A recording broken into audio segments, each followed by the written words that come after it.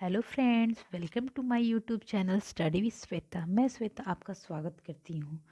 जैसा कि जो हम लोग की सीरीज चल रही है खान सर के एनसीईआरटी बेस्ड सार संग्रह की, उसमें तीसरा वीडियो हम लोग स्टार्ट करते हैं। तो हमारा एग्ज़ाम भी बहुत नज़दीक है, तो हम लोग बिना समय गंवाते ही वीडियो को स्टार्ट करते हैं। इसमें पश्चिमी घाट और पूर्वी घाट के में अंतर। पश्चिमी घाट पश्चिम तट के समानांतर उत्तर दक्षिण दिशा में ताप्ती नदी से लेकर कन्याकुमारी तक विस्तृत है, जबकि पूर्वी घाट पूर्वी तट के समानांतर उत्तर पूर्व से दक्षिण पश्चिम दिशा में उड़ीसा से नीलगिरी की पहाड़ियों तक विस्तृत है। पश्चिमी घाट की औसत ऊंचाई 900 से 1100 मीटर तक है, जबकि पूर्वी घाट की औसत ऊंचाई मात्र 600 मीटर है। पश्चिमी घाट दीवार की भांति खड़ा है, जिसे केवल दर्रों से होकर ही पार किया जा सकता है, जबकि बड़ी बड़ी नदियों ने पूर्वी घाट में से अपने अपने लिए मार्ग बना लिया है और इसे कई भागों में काट दिया है। पश्चिमी घाट प्रायद्वीपीय पठार के बहने वाली बड़ी बड़ी नदियों का स्रोत है, जबकि पूर्वी घाट में किसी बड़ी नदी का उद्गम स्रोत नहीं है। पश्चिमी घाट अरब सागर के आने वाली दक्षिणी पश्चिमी मानसून पवनों के लगभग लंबवत दिशा में है और पश्चिमी घाट मैदान में भारी वर्षा कराता है। पूर्वी घाट बंगाल की खाड़ी से आने वाले दक्षिण पश्चिम मानसूनी पवनों के लगभग समानांतर है और अधिक वर्षा नहीं करता है। संरचना की दृष्टि से पश्चिम घाट में एक रूपता पाई जाती है, जबकि पूर्वी घाट में इस प्रकार की एक रूपता नहीं पाई जाती है। भारत में मिलने वाले पठारों के प्रकार। अंतर पर्वतीय पठार। चारों ओर से पर्वतमालाओं से घिरे पठार को अंतर पर्वतीय पठार कहा जाता है। ये प्रायः काफ़ी ऊंचे होते हैं, पर इनका विस्तार बहुत अधिक नहीं होता है। उदाहरण के लिए बुंदेलखंड और छोटा नागपुर पठार। पर्वतपदीय पठार। ऊंचे पर्वतों की तलहटी में स्थित पठारों को पर्वतपदीय पठार कहते हैं। ये पर्वतों के तल और मैदानों के बीच या तो पर्वतों और समुद्रों के बीच ऊंचे उठे हुए समतल पठारी भाग होते हैं। उदाहरण मालवा का पठार, मेघालय का पठार। मालवा का पठार और मेघालय का पठार है। प्रायद्वीपीय पठार। ऐसे पठार प्राय धरातल के ऊपर उठ जाने के कारण बनते हैं, किंतु ये कभी कभी विस्तृत भूभाग पर निरंतर होने वाले लावा के निक्षेप से भी बनते हैं। उदाहरण दक्कन का पठार। तटीय पठार। समुद्र के किनारे स्थित पठारीय भाग को तटीय पठार के नाम से जाना जाता है। उदाहरण कोरोमंडल का पठार। मणिपुर राज्य के दक्षिण पूर्व में स्थित किस दर्रे से होकर म्यांमार जाया जाता है? तुजू दर्रा। अरुणाचल प्रदेश के पूर्वी भाग में स्थित कौन सा दर्रा भारत के म्यांमार के बीच का एक परंपरागत दर्रा है जो व्यापार और परिवहन के लिए वर्ष भर खुला रहता है? दिफू दर्रा। सिक्किम में डोगे डोंगक्या श्रेणी में स्थित कौन सा भारत चीन युद्ध के दौरान काफी प्रयुक्त हुआ था और दार्जिलिंग एवं चुम्बी घाटी होकर तिब्बत जाने का मार्ग इसी से होकर जाता है? नाथुलाम। कैलाश मानसरोवर की यात्रा पर जाने वाले तीर्थयात्री को तिब्बत में प्रवेश करने के लिए किस दर्रे को पार करना पड़ता है? नाथुला। उत्तराखंड के कुमायूं श्रेणियों में स्थित किस दर्रे से होकर भारतीय तीर्थयात्री कैलाश मानसरोवर की यात्रा करते हैं? माना दर्रा। भारत का सबसे ऊंचा दर्रा समुद्र तल से 5654 मीटर की ऊंचाई पर स्थित है। इसको किस नाम से जाना जाता है? तो काराकोरम दर्रा। जोजिला जम्मू कश्मीर के किस श्रेणी में स्थित है, जिससे होकर श्रीनगर से लेह जाने का मार्ग जाता है? तो जास्कर श्रेणी। जास्कर श्रेणी हो जाएगा आपका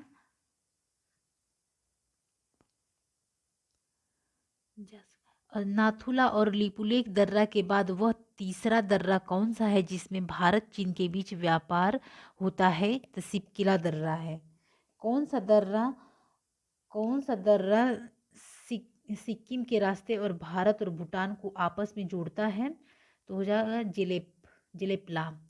खैबर दर्रे से कौन कौन से देश जुड़े हुए हैं? अफगानिस्तान, पाकिस्तान। कोझिकोड केरल, कोयम्बटूर तमिलनाडु को आपस में जोड़ने वाला पालघाट दर्रा किन दो पहाड़ियों के बीच स्थित है? अन्नामलाई व नीलगिरी। समुद्र तल में 5360 मीटर की ऊंचाई पर स्थित महान हिमालय के अंतर्गत आने वाला चांगला लद्दाख को किससे जोड़ता है? तिब्बत चीन से। नोट, यह दर्रा लेह के पांगोंग झील को जाने वाले रास्ते में पड़ता है। समुद्र तल से लगभग 3978 मीटर की ऊंचाई पर स्थित कौन सा दर्रा हिमाचल प्रदेश की कुल्लू, लाहौल एवं स्पीति घाटियों को जोड़ता है? रोहतांग दर्रा। तिब्बत के सिंगात्से विभाग में स्थित किस घाटी में भारत के सिक्किम राज्य, भूटान और तिब्बत तीनों की सीमाएं मिलती हैं? चुम्बी घाटी। लघु हिमालय की औसत चौड़ाई 80 किलोमीटर और सामान्य ऊंचाई 3700 मीटर से 4500 मीटर है। मसूरी, शिमला आदि किस हिमालय के अंतर्गत आते हैं? तो लघु हिमाचल हिमालय। शिवालिक श्रेणी में नीची और समानांतर पहाड़ियां हैं जिसे बृहद बृहद बृहद हिमालय से लाए गए तलछट से बनी है। गोलास्मों और मृत्तिकाओं से बनी यह श्रेणी 10 से 50 किलोमीटर चौड़ी है। इसकी ऊंचाई कितनी है? तो 900 से 1200 मीटर। फिर हिमालय से दक्षिण और पश्चिम की ओर बहने वाली नदियों का मार्ग रुक जाने से अस्थायी झीलें बन गई हैं। बाद में इन नदियों ने शिवालिक श्रेणी को काटकर अपना मार्ग बना लिया है, तो झीलों का पानी बह गया है और मैदान बने रह गए हैं, जिन्हें क्या कहा जाता है? दून। उदाहरण देहरादून और पाटलिदून आदि हैं। शिवालिक या वाह्य हिमालय का निचला भाग दलदली और वनाच्छिद होता है। इसको क्या कहते हैं? तो तराइन कहते हैं। तराइन से सटे दक्षिण में वृहद भ्रंश मिलता है जो कहाँ से कहाँ तक विस्तृत है? तो कश्मीर से असम तक। माउंट गार्डविन ऑस्टिन कश्मीर में स्थित है, पाक अधिकृत कश्मीर में। जम्मू कश्मीर के उत्तरी भाग में कराकोरम मुजताग नामक अन्य श्रेणी है जो पूर्व से पश्चिम की ओर विस्तृत है। इसकी सबसे ऊंची विश्व की दूसरी सबसे ऊंची चोटी कौन सी है? तो गार्डविक ऑस्टिन या K2 8611 मीटर है। अंडमान द्वीप समूह व लक्षद्वीप द्वीप समूह में मौलिक अंतर। अंडमान द्वीप समूह और लक्षद्वीप समूह में मौलिक अंतर क्या है? अंडमान के द्वीप समूह महाद्वीपों के ही भाग हैं। वस्तुतः अंडमान निकोबार द्वीप समूह बंगाल की खाड़ी में म्यांमार स्थित अराकानियोमा की निम्नलिखित श्रेणियों के उत्थित भाग हैं, जबकि अरब सागर में स्थित लक्षद्वीप द्वीप समूह पूर्णतः प्रवाल द्वीप हैं, जहां उच्चावच का भी सर्वथा अभाव पाया जाता है। यहाँ कहीं भी 5 मीटर से अधिक उच्चावच नहीं पाया जाता है।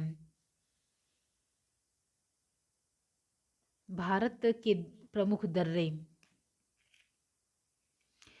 नाथुला, यह भारत चीन सीमा पर तिब्बत क्षेत्र में सिक्किम से जोड़ता है। समुद्र तल से लगभग 4310 मीटर की ऊंचाई पर स्थित है। यह दर्रा प्राचीन रेशम मार्ग की एक शाखा है। यह भारत और चीन के बीच खुले 3 व्यापारिक मार्गों में से एक है। अन्य 2 दर्रे हैं सिपकिला हिमाचल प्रदेश और लेपुलेख उत्तराखंड। भारत चीन युद्ध 1962 के बाद इस वर्ष 2006 में पहली बार खोला गया। लिपुलेख पिथौरागढ़ में स्थित यह दर्रा उत्तराखंड को तिब्बत से जोड़ता है। 5334 मीटर की ऊंचाई पर स्थित यह दर्रा तिब्बत के पुरंग को उत्तराखंड के कुमाऊं क्षेत्र से जोड़ता है। कैलाश मानसरोवर के तीर्थयात्री इस दर्रे से होकर जाते हैं। यह भारत चीन व्यापार की महत्वपूर्ण भूमिका निभाता है। सिपकिला दर्रा हिमाचल प्रदेश के कन्नौर जिले में स्थित यह दर्रा समतल महाखंड से होकर हिमाचल प्रदेश के तिब्बत से जोड़ता है। यह जास्कर श्रेणियों में समुद्र तल से 4300 मीटर से भी अधिक ऊंचाई पर स्थित है। तिब्बत से आने वाली समतल नदी सतलज नदी इसी दर्रे से होकर भारत में प्रवेश करती है। नाथुला और लिपुलेख के बाद यह भारत चीन व्यापार के लिए तीसरा दर्रा है। हम नाथुला यहाँ खारदुंगला को भी ये पढ़ लेंगे, पेज तो पढ़ेंगे। उत्तर पूर्व में हिमालय म्यांमार सीमा पर स्थित उत्तर दिशा में फैली मिसमी, पटकाई बूम और नागा पर्वत श्रेणियां किस नाम से जानी जाती हैं? पूर्वांचल हिमालय। उत्तर में दीफू बूम नामक उच्च पर्वतीय क्षेत्र हैं, जो इसके दक्षिण छोर में पटकाई बूम पर्वत प्रारंभ होकर भारत म्यांमार सीमा के साथ साथ दक्षिण में किस पर्वत में मिल जाता है? नागा पर्वत में। नागा श्रेणी सर्वोच्च शिखर सरामती है। पटकाई और नागा श्रेणी किन दो देशों के बीच जल विभाजन के बाद ही काम करती हैं? तो भारत और म्यांमार। फिर हिमाचल की ढाल मध्यवर्ती मैदान की ओर अति तीव्र है और तिब्बत के पठार की ओर मंद है, अतः पर्वतारोही को किस ओर से चढ़ने का सुझाव दिया जाता है? भारत की ओर से। हिमालय में पूर्वी हिमालय एकाएक ज़्यादा ऊंचाई प्राप्त करता है, किंतु पश्चिमी हिमालय किस प्रकार की ऊंचाई प्राप्त करता है? क्रमिक श्रेणियों में। हिमालय के आविर्भाव के बाद उसके सहारे पूर्व से पश्चिम तक कौन सा मैदान विस्तृत है? भारत का विशाल उत्तरी मैदान। फिर हिमालय के निर्माण काल में उत्तर से आए भू संचलन के धक्के से बीच की दबी हुई भूमि में हिमालय से निकलने वाली नदियों द्वारा और साथ ही दक्षिण भारत की नदियों द्वारा कंकड़, बालू, मिट्टी भरना आरंभ हुआ। परत पर परत तलछट जमा होती गई और कालांतर में इसी मध्यवर्ती भाग में एक विशाल मैदान बन गया। इस मैदान को किस नाम से जाना जाता है? तो गंगा सिंधु मैदान। उत्तरी मैदानी भाग में प्राचीन वन प्रदेशों के दब जाने से कोयला, पेट्रोलियम के क्षेत्र मिलते हैं। इसका बांगर भाग पुरानी काप या पुराने जलोढ़ का है। इसका कौन सा भाग नई काप, नए जलोढ़ का है? तो ऐसे हम लोग ट्रिक से खादर व डेल्टाई भाग है, ऐसे हम लोग इसको ट्रिक से याद कर सकते हैं। जो पुरानी काप, पुराने जलोढ़ है, उसको हम बंगार कहते हैं। तो बंगार वाला आता है, तो पुरानी बंगार वाले को हम लोग पुरानी चीज़ें दे देते हैं, कबाड़ी और बंगार वाले को।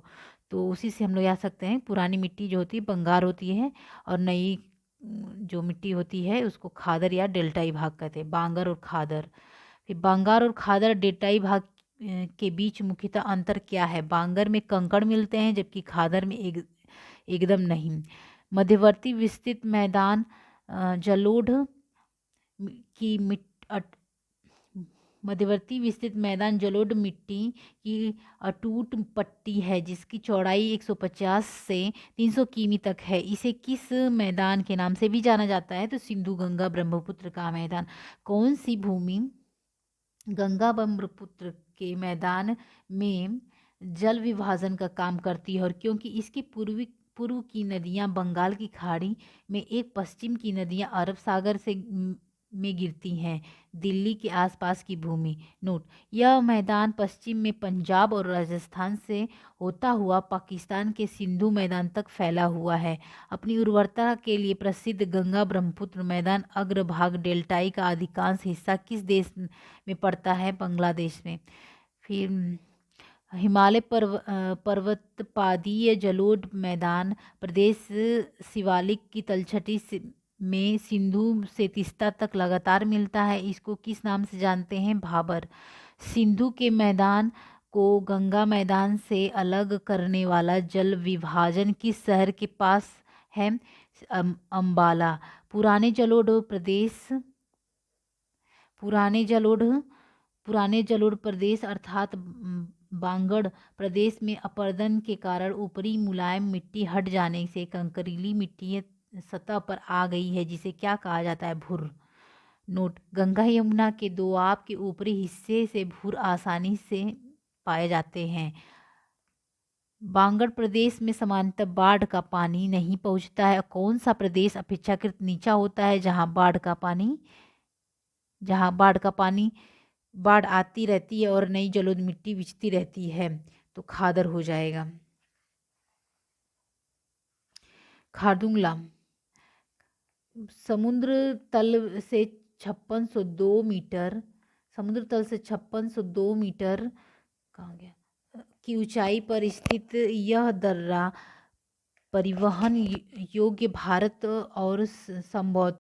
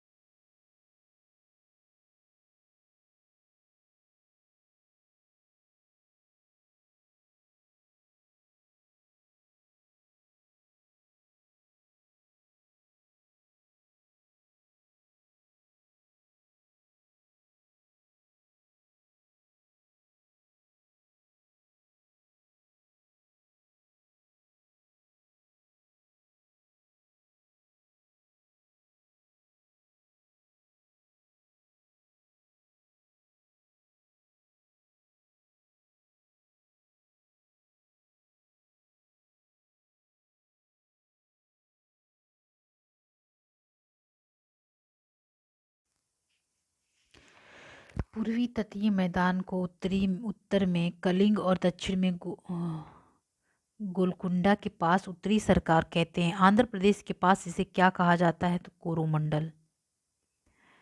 किस राज्य में तटरेखा की सबसे लंबी देश की कुल तटरेखा का 23% है? गुजरात। भारत के कितने राज्यों में समुद्र तटरेखा संलग्न है?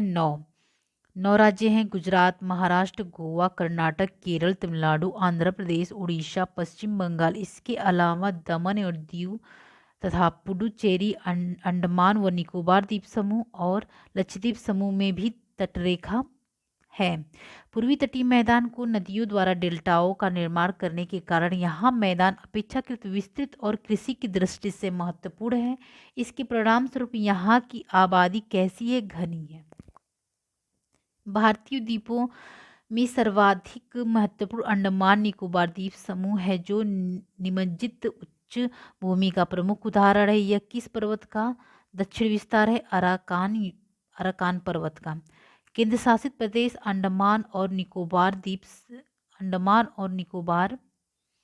द्वीप समूह 6 डिग्री से 14 डिग्री उत्तरी अक्षांश तथा 92 डिग्री से 94 पूर्वी देशांतर के बीच स्थित है।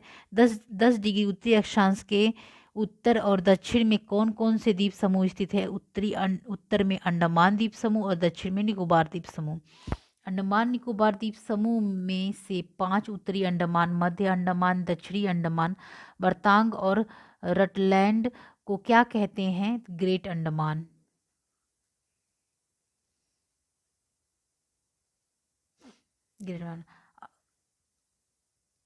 अंडमान व निकोबार द्वीप समूह में गद्दीदार चोट सैंडल पिक कहाँ स्थित है? उत्तरी अंडमान। जैसा कि सैंडल पिक तो सबको पता होती है, लेकिन उसको गद्दीदार चोट कहते हैं, ये ध्यान देने योग्य बात है। अंडमान द्वीप समूह में कुल 204 छोटे द्वीप हैं। इसके दक्षिण में निकोबार द्वीप समूह है, जो कि अंडमान से किस चैनल से पृथक होता है? 10 डिग्री चैनल। अंडमान द्वीप समूह के सबसे निकट देश कौन सा है? म्यांमार। निकोबार द्वीप समूह में 19 द्वीप हैं। इसके सबसे उत्तरी हिस्से में कार निकोबार है। सबसे बड़े द्वीप को क्या कहा जाता है? ग्रेट निकोबार द्वीप। सबसे दक्षिण में स्थित ग्रेट निकोबार द्वीप सुमात्रा से कुछ ही दूर पर स्थित। इस प्रकार भारत के दक्षिणतम हिस्से में से सर्वाधिक नजदीक देश कौन सा है? इंडोनेशिया। उत्तरी अंडमान में सैंडल चोटी अंडमान समूह के सर्वोच्च है। निकोबार द्वीप समूह का सर्वोच्च शिखर कौन सा है? थूलियर पर्वत। निकोबार के किस द्वीप में गहरे पानी वाले श्रेष्ठ पोताश्रय की सुविधा है?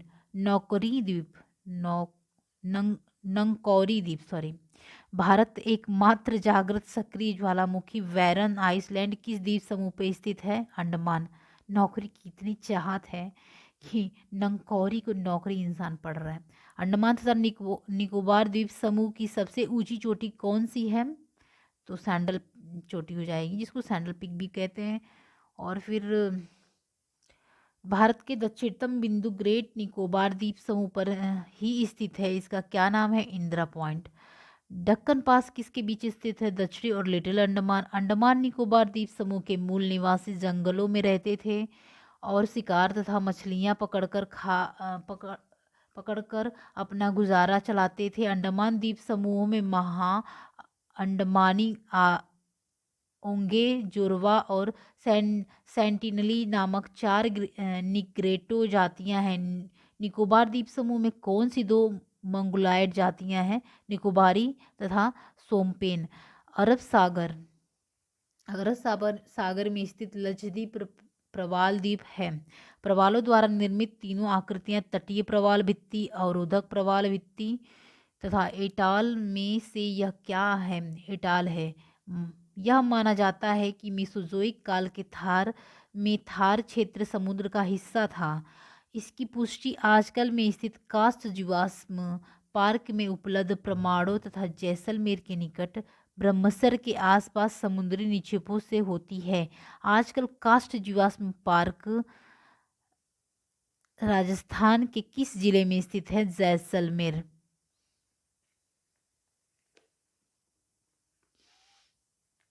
चसंगला दर्रा, यह दर्रा हिमाचल प्रदेश के शिमला जिले में दोदरा दोदवा दोदरा क्वार और रोहड़ू के को जोड़ता है। यह शिमला की सबसे ऊंची ऊंची पर्वत चोटी 4520 मीटर की ऊंचाई पर स्थित है। चांगला समुद्र तल से 5360 मीटर की ऊंचाई पर स्थित वृहद हिमालय का यह दर्रा लद्दाख को तिब्बत से जोड़ता है। यह दर्रा लेह से पेंगोंग झील को जाने वाले मार्ग से पड़ता है। इसका नाम इस दर्रे में स्थित चांगला बाबा के मंदिर के नाम पर किया गया है। यह दुनिया का तीसरा सबसे ऊंचा परिवहन योग्य दर्रा है। थांगला थांगला समुद्र तट तल से लगभग 5328 मीटर की ऊंचाई पर लद्दाख क्षेत्र में स्थित यह दर्रा खारदुंग ला के बाद परिवहन योग्य भारत का दूसरा सबसे ऊंचा दर्रा है। ट्रेल्स दर्रा, यह उत्तराखंड के पिथौरागढ़ और बागेश्वर जिलों में समुद्र तट तल से 5212 मीटर की ऊंचाई पर स्थित है। यह नंदा देवी और नंदाकोट चोटियों के बीच स्थित है। पिंडारी हिमनद के कगार पर स्थित यह दर्रा पिंडारी घाटी को मिलान घाटी से जोड़ता है। दिहांग दर्रा यह अरुणाचल प्रदेश में समुद्र तल से लगभग 1220 मीटर की ऊंचाई पर स्थित है। यह अरुणाचल प्रदेश के मंडाले म्यांमार से जोड़ता है। देबसा दर्रा, समुद्र तल से 5360 मीटर की ऊंचाई पर स्थित यह दर्रा वृहद हिमालय पर स्थित है। यह हिमाचल प्रदेश के कुल्लू तथा स्पीति जिलों को आपस में जोड़ता है। यह दर्रा कुल्लू में पार्वती नदी घाटी से जो होकर गुजरता है।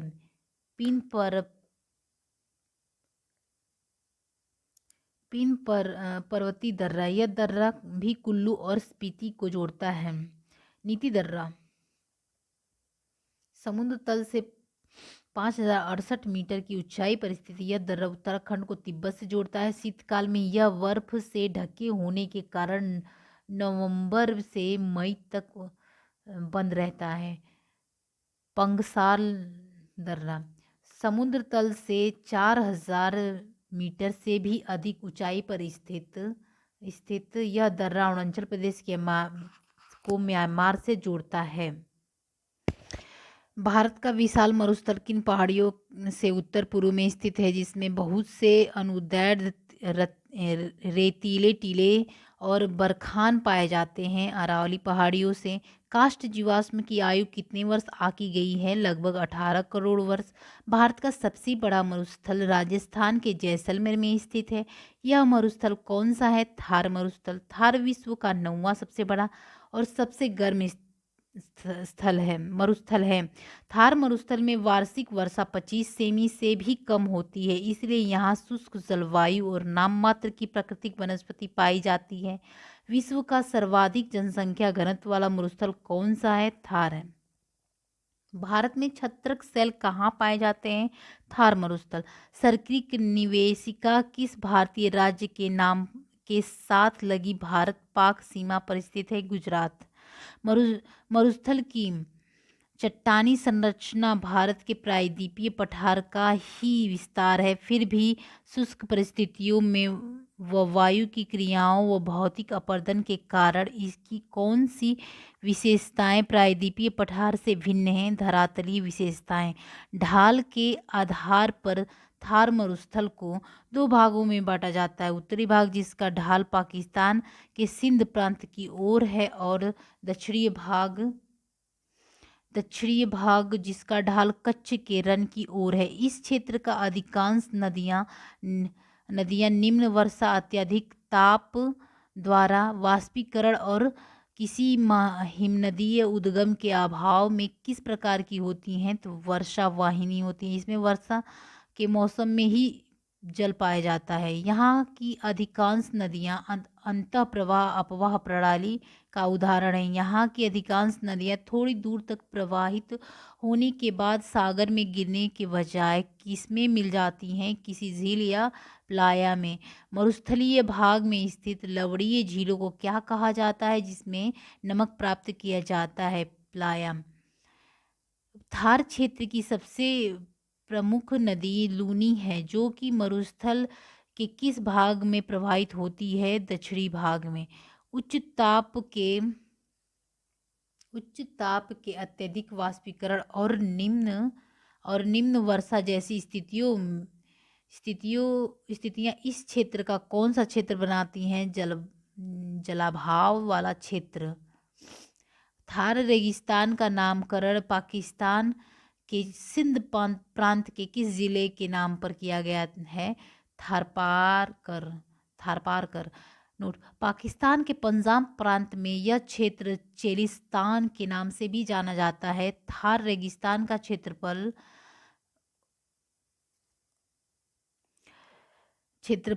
2,59,000 वर्ग किमी है तथा इसका 69% भाग भारत के उत्तर पश्चिम भाग में स्थित है। यह भारत के किन चार प्रदेशों में फैला हुआ है? पंजाब, हरियाणा, राजस्थान और गुजरात। भारतीय थार क्षेत्र का कितना हिस्सा पश्चिमी राजस्थान में स्थित है? लगभग 60%।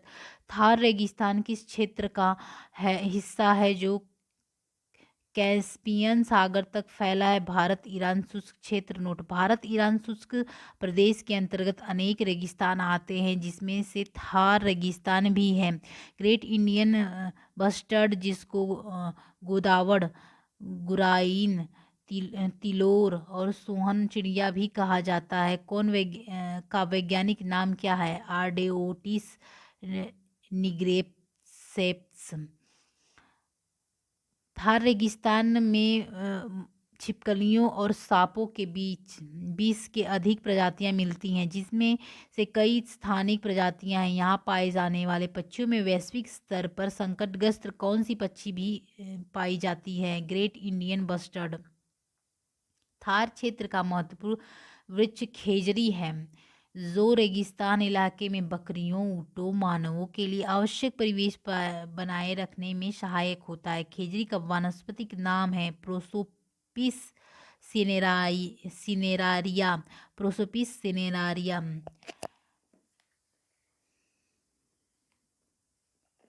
पेंजिला। जोजिला के पूर्व में समुद्र तल से 4400 मीटर की ऊंचाई पर स्थित बृहद हिमालय का यह दर्रा कश्मीर घाटी के कारगिल लद्दाख से जोड़ता है। इसे जास्कर के लिए प्रवेश द्वार के रूप में जाना जाता है। यह जास्कर घाटी को सुरु घाटी के क्षेत्र से जोड़ता है। वार लापचा जम्मू कश्मीर के समुद्र तल से 4890 मीटर की ऊंचाई पर स्थित है। यह मनाली, हिमाचल प्रदेश को लेह से जोड़ने वाले राष्ट्रीय राजमार्ग पर स्थित है। यह जास्कर श्रेणी का सबसे ऊंचा दर्रा है। बोरासू दर्रा। वैसे इतने सारे दर्रे दिए हैं, लेकिन जो इम्पोर्टेंट है उसी को देखा जाए, लेकिन एनसीईआरटी में तो सारे ही इम्पोर्टेंट होते हैं। बोरासू दर्रा चीन के साथ सीमा के पास 5450 मीटर की ऊंचाई पर बृहद हिमालय पर्वत में स्थित है। यह उत्तराखंड, हिमाचल प्रदेश को जोड़ता है। मंगसा धुरा दर्रा समुद्र तल से लगभग 5674 मीटर की ऊंचाई पर पिथौरागढ़ स्थित यह दर्रा उत्तराखंड को तिब्बत से जोड़ता है। मानसरोवर की यात्रा के लिए यात्रियों को इस दर्रे से भी गुजरना पड़ता है। मुनिंगला गंगोत्री के उत्तर में स्थित यह मौसमी दर्रा है, जो उत्तराखंड को तिब्बत से जोड़ता है। काराकोरम दर्रा यह लद्दाख क्षेत्र के काराकोरम श्रेणी पर स्थित है। इस दर्रे से चीन जाने के लिए एक सड़क बनाई गई है। इस दर्रे में 1962 में चीन का अतिक्रमण है। रूपीन दर्रा उत्तराखंड में रूपीन नदी के पार स्थित यह दर्रा उत्तराखंड में धौला से शुरू होकर हिमाचल प्रदेश के सांगला में समाप्त होता है। लनकला अक्साई चीन लद्दाख में 5466 मीटर की ऊंचाई पर स्थित यह दर्रा लद्दाख को ल्हासा से जोड़ता है। चीन ने यहाँ एक सड़क का निर्माण किया है जो उसके सिक्यांग प्रांत को तिब्बत से जोड़ता है। यामयाप दर्रा, यह दर्रा अरुणाचल प्रदेश के उत्तर पूर्व में स्थित है। इसके समीप ब्रह्मपुत्र नदी भारत में प्रवेश करती है। चीन के लिए मार्ग भी इस दर्रे से होकर जाता है। सो गाइस, आज के लिए सिर्फ इतना ही। तो हम लोग नेक्स्ट चैप्टर में भारत का भारत का अपवाह तंत्र देखेंगे, जो कि है कल देखेंगे हम लोग। तो मोटिवेशन बना के रखिए, क्योंकि अपने मम्मी पापा के सपने को हम लोग को पूरा करना है। यूपी में तो कोई वैकेंसी आ नहीं रही है, तो हम लोग कम से कम बिहार में जो वैकेंसी आ रही है, वैकेंसी से वैकेंसी पर वैकेंसी दे रहे हैं ये लोग, तो उसका हम लोग लुत्फ़ उठा सकें। तो ज़्यादा से ज़्यादा शेयर करें, सब्सक्राइब करें। थोड़ा जो भी स्टार्ट किया है मैंने, तो बहुत सारी कमियां भी होंगी। अगर कमियां हैं तो आप लोग उसको बताइए कि क्या कमियां हैं, कमेंट करिए और ज़्यादा से ज़्यादा शेयर करिए। तो कल मिलते हैं नेक्स्ट चैप्टर के साथ। तो ठीक है, ओके, बाय बाय।